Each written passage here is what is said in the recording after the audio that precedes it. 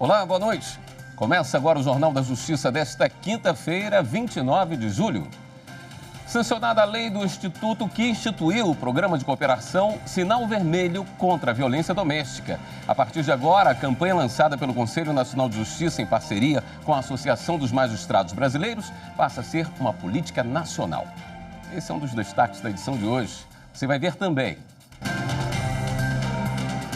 O presidente do TSE volta a defender a integridade do sistema eletrônico de votação. Defesa pede ao STF que sócio da Precisa Medicamentos possa escolher se vai ou não a depoimento na CPI da pandemia. Justiça de São Paulo nega mandado de segurança de mulher que queria receber terceira dose da vacina contra a Covid.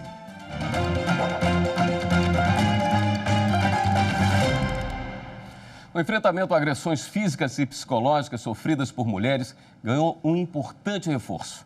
É que a campanha Sinal Vermelho, lançada no ano passado pelo Conselho Nacional de Justiça em parceria com a Associação dos Magistrados Brasileiros, agora é uma das medidas do Programa Nacional de Combate à Violência contra a Mulher. A nova lei foi publicada nesta quinta-feira. Um X vermelho na mão que pode salvar vidas. Esse é o símbolo da campanha criada para oferecer às mulheres vítimas de agressões familiares durante a pandemia do novo coronavírus um canal de denúncia de maus-tratos e de violência doméstica. Lançada em junho do ano passado, a iniciativa mobilizou mais de 12 mil estabelecimentos comerciais em todo o país, com os trabalhadores sendo orientados a encaminhar as denúncias. A campanha deu tão certo que já era lei em 9 estados e no Distrito Federal, mas a partir de agora se torna uma política nacional.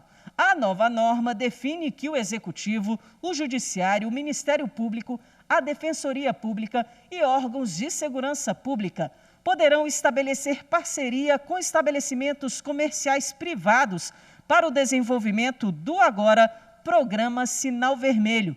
Com isso, a letra X, escrita na mão da mulher, preferencialmente na cor vermelha, funcionará como um sinal de denúncia de situação de violência.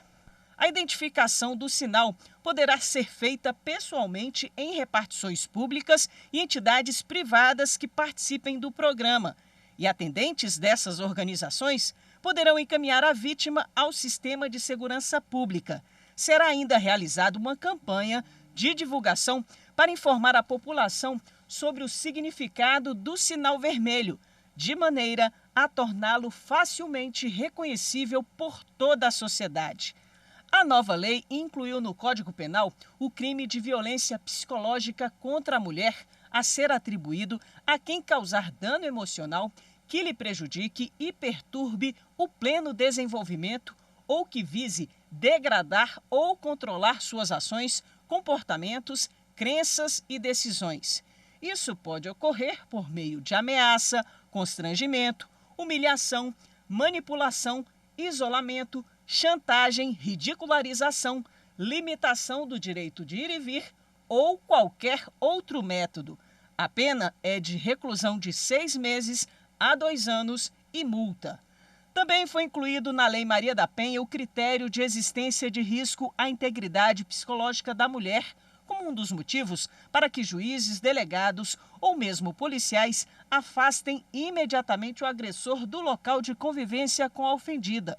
A lei também altera a pena aplicada à lesão corporal leve praticada contra a mulher, por razão da sua condição de sexo feminino, passando de detenção de 3 meses a 1 ano para reclusão de 1 a 4 anos, tornando a penalidade mais severa. O presidente do TSE, ministro Luiz Roberto Barroso, participou da solenidade de inauguração da nova sede do TRE do Acre. Na cerimônia, o ministro Barroso foi homenageado recebendo a medalha do Mérito da Justiça Eleitoral do Estado do Acre. O ministro voltou a defender a integridade do sistema eletrônico de votação.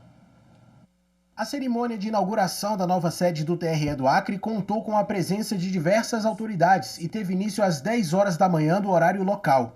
O presidente do TSE, ministro Luiz Roberto Barroso, e a presidente do TRE do Acre, a desembargadora Denise Bonfim, romperam juntos a fita inaugural e caminharam no moderno prédio localizado na cidade de Rio Branco.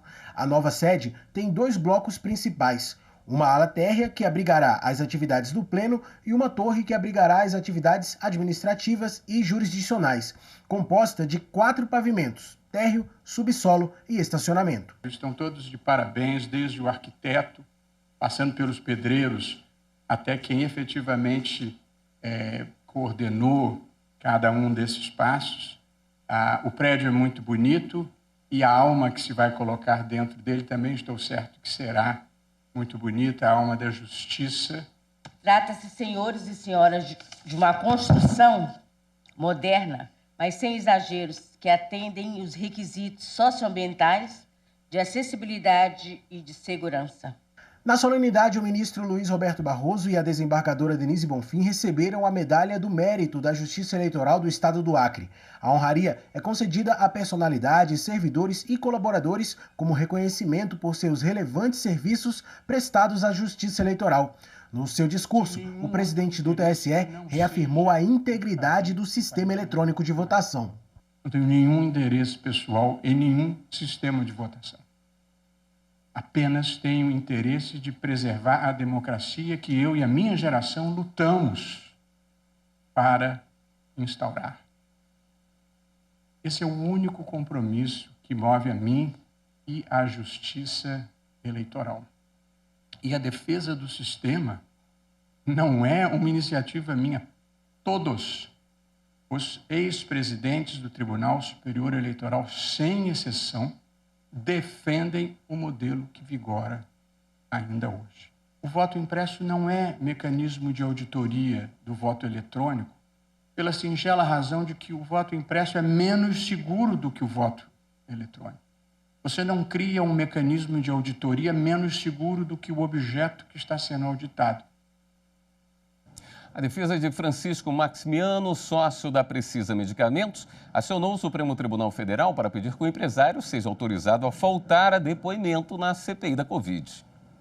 O depoimento de Francisco Maximiano está marcado para a próxima quarta-feira, 4 de agosto. A CPI da Covid quer saber do sócio da Precisa Medicamentos detalhes sobre as tratativas entre a empresa e o Ministério da Saúde para a compra da vacina Covaxin, produzida na Índia.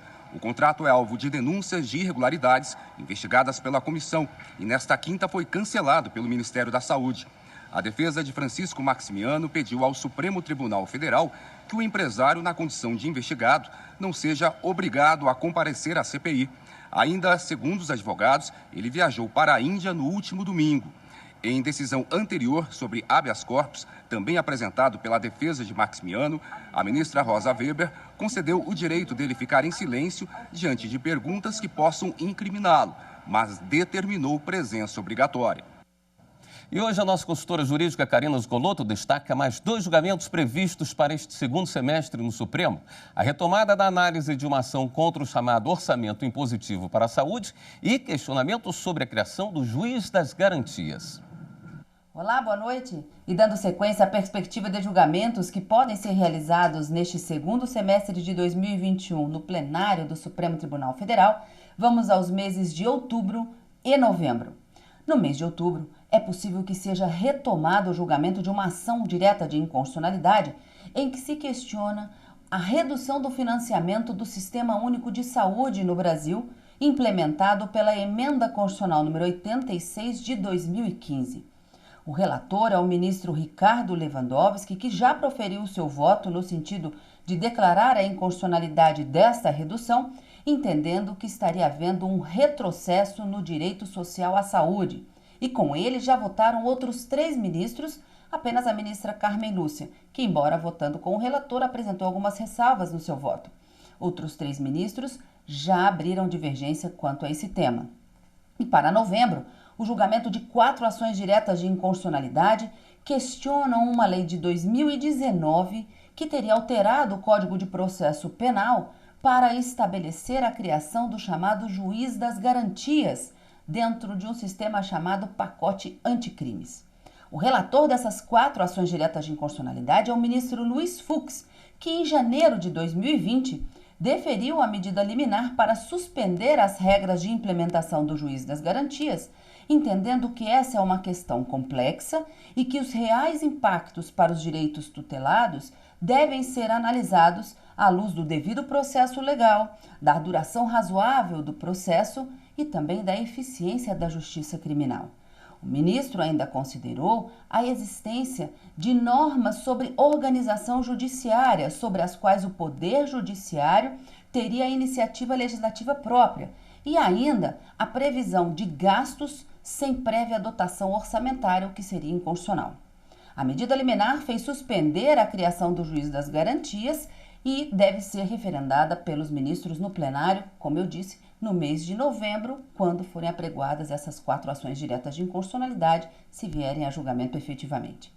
Outros julgamentos que podem ser realizados neste segundo semestre de 2021 no plenário do Supremo Tribunal Federal, você confere amanhã no Jornal da Justiça, segunda edição. Eu te espero. A 36ª Vara Civil de São Paulo condenou o governador João Dória a pagar indenizações por uso indevido de uma música de Marisa Monte e Arnaldo Antunes.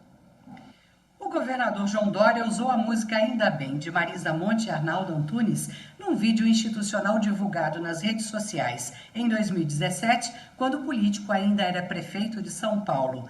A juíza Tânia Pereira afirmou que a canção foi usada sem autorização e, por isso, de forma ilícita, e que os autores tiveram os direitos violados. Dória foi condenado a pagar uma indenização de R$30 mil por danos morais para Marisa e também para Arnaldo, além de R$40 mil para Monte Songs, Rosa Celeste e Monte Criação por danos patrimoniais. A juíza ainda determinou que Marisa Monte receba mais R$10 mil por ofensa à honra. Cabe recurso da decisão. E no próximo bloco, com base em lei sancionada em maio, juíza de São Paulo afasta a gestante do trabalho presencial enquanto durar a pandemia. Voltamos em instantes.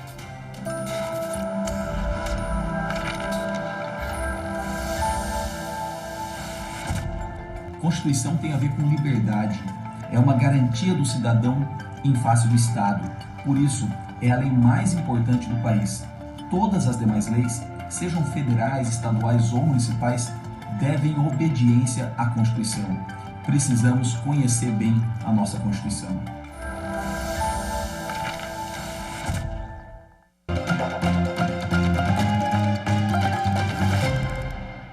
A 12ª Vara da Fazenda Pública da capital, em São Paulo, negou o pedido de uma mulher que queria tomar uma 3ª dose da vacina contra o coronavírus.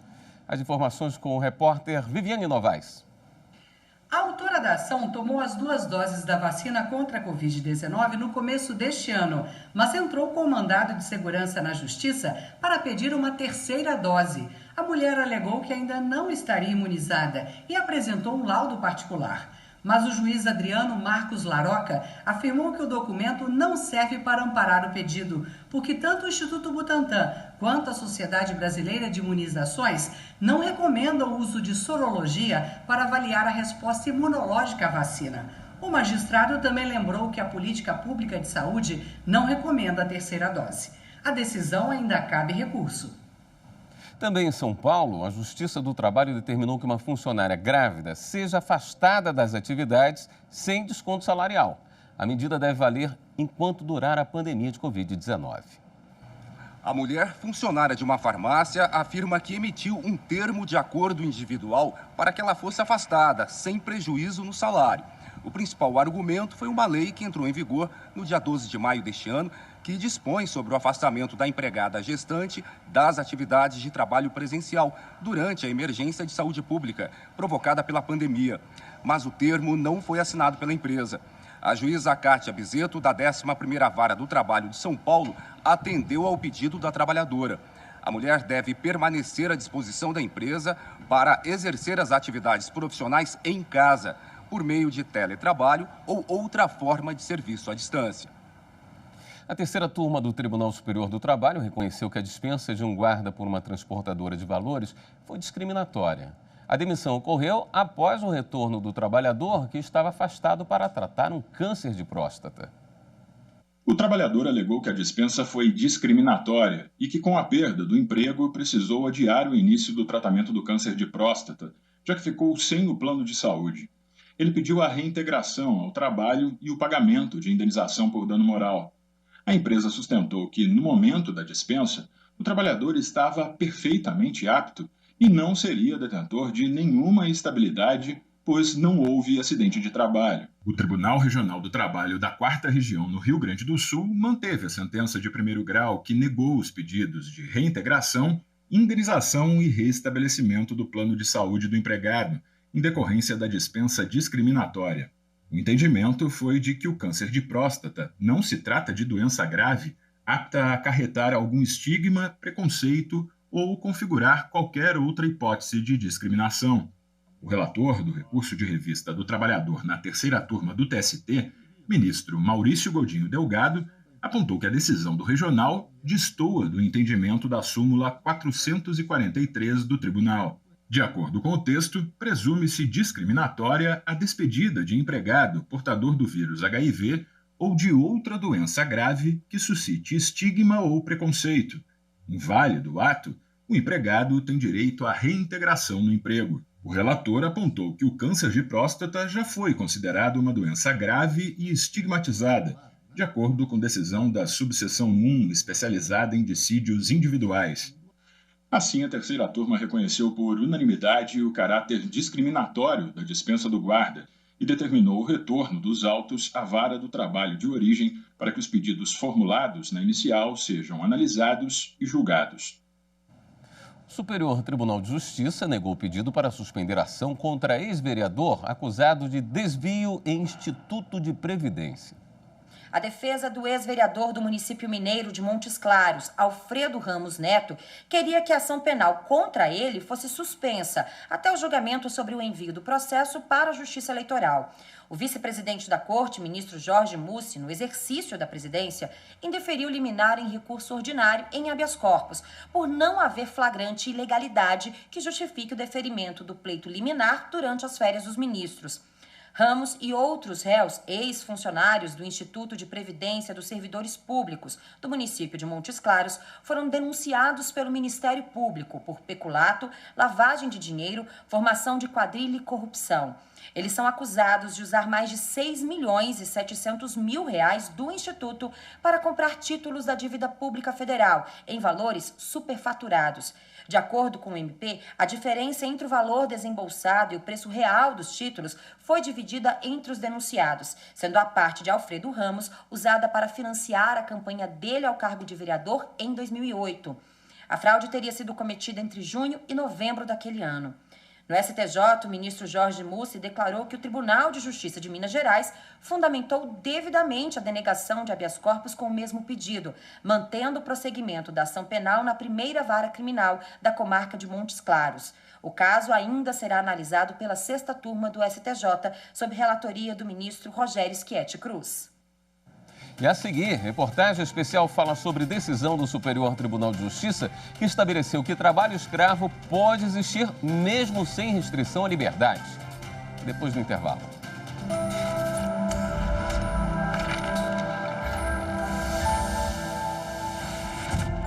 A atual Constituição, com seu vigor de justiça e soberania, estabeleceu ao legislador intrínsecas limitações ao poder de tributar, o que se subsume à própria garantia de direitos individuais do contribuinte, cuidando das vedações que o legislador infraconstitucional há de reverenciar.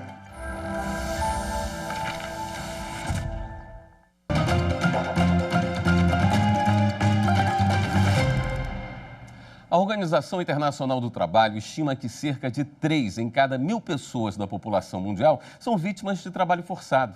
O Brasil luta para combater o trabalho escravo. E, recentemente, o Superior Tribunal de Justiça tomou uma importante decisão. Considerou que o trabalho escravo pode existir mesmo sem restrição à liberdade. A matéria especial é de Kátia Gomes.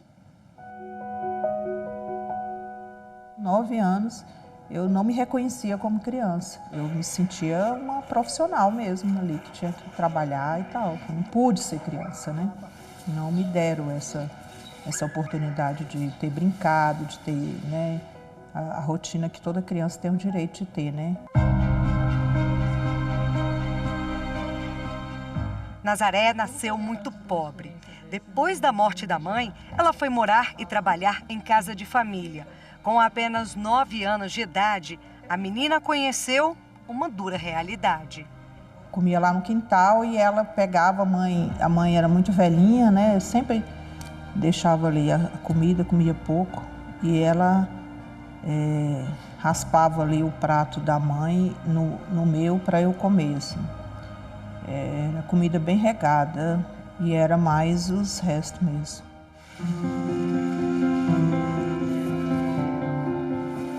Mesmo sendo criança, Nazaré precisou aprender a fazer tudo. Lavar, cozinhar, dar faxina. Ela não podia sequer dormir dentro da casa da família. Então você ficava lá no seu quartinho isolado, que não tinha TV, que não tinha um sofá, que não tinha nada, tinha uma rede e tal. Aquilo destrói, né, um ser humano, né, uma criança, né. Os serviços eram pagos com roupas e calçados usados da filha da patroa.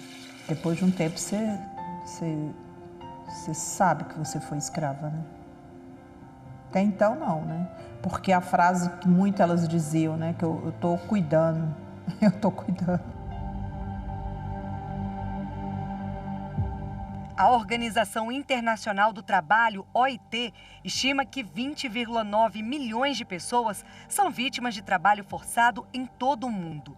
Isso representa cerca de 3 em cada 1.000 pessoas da população mundial atual.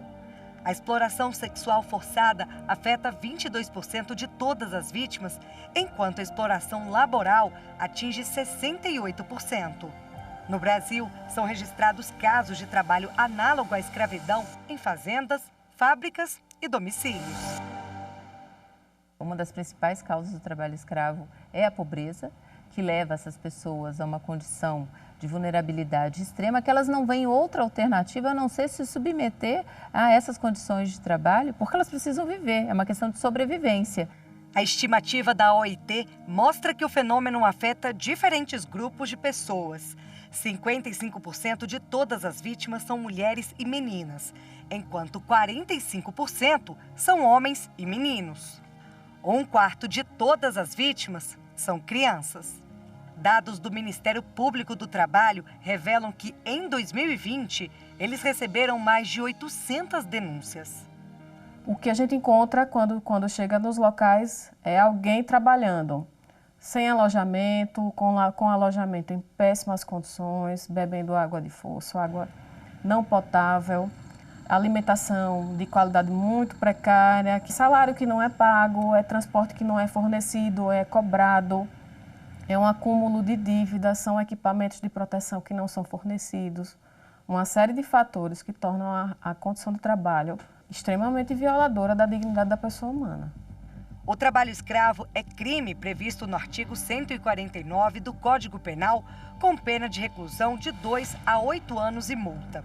De acordo com a legislação brasileira, reduzir alguém à condição análoga de escravo é submetê-lo a trabalho forçado ou jornada exaustiva, quer sujeitando a condições degradantes de trabalho, quer restringindo sua locomoção em razão de dívidas com o empregador. O trabalho escravo, ele se nutre de uma situação de vulnerabilidade extrema desses trabalhadores, de um lado, e de outro, da certeza da impunidade que esses infratores da lei alimentam. A lei é a única esperança que esses trabalhadores têm do resgate da sua dignidade. Além da Justiça do Trabalho, que atua para combater o serviço escravo, existem casos que chegam ao Superior Tribunal de Justiça. Em uma recente decisão, os ministros da sexta turma restabeleceram a condenação de um fazendeiro do Pará acusado de submeter trabalhadores à condição análoga de escravo. De acordo com a acusação, os trabalhadores não tinham água potável para beber e banheiros para fazer a higiene pessoal. Os alojamentos eram de lona e palha no meio da mata, sem qualquer proteção lateral. Ao analisar o caso, o Tribunal Regional Federal da Primeira Região concluiu que o delito não estava caracterizado pois apesar das violações à legislação trabalhista, não havia cerceamento à liberdade dos trabalhadores da fazenda. O Ministério Público recorreu ao STJ. O relator do recurso especial, o então ministro Nefe Cordeiro, explicou que a redação do artigo 149 do Código Penal, bem como a jurisprudência do STJ, é clara no sentido de que o delito se configura independentemente de haver restrição à liberdade de ir e vir dos trabalhadores. Para erradicar o trabalho escravo no Brasil, é preciso investimento tanto nos órgãos de fiscalização, para que haja combate duro à punição dos empregadores que exploram essa forma de trabalho. Aliado a isso, é preciso melhorar as condições da população de modo geral, educação, transporte, saúde, creche, tudo isso em nível básico. Estamos falando em nível básico de cumprimento desses direitos.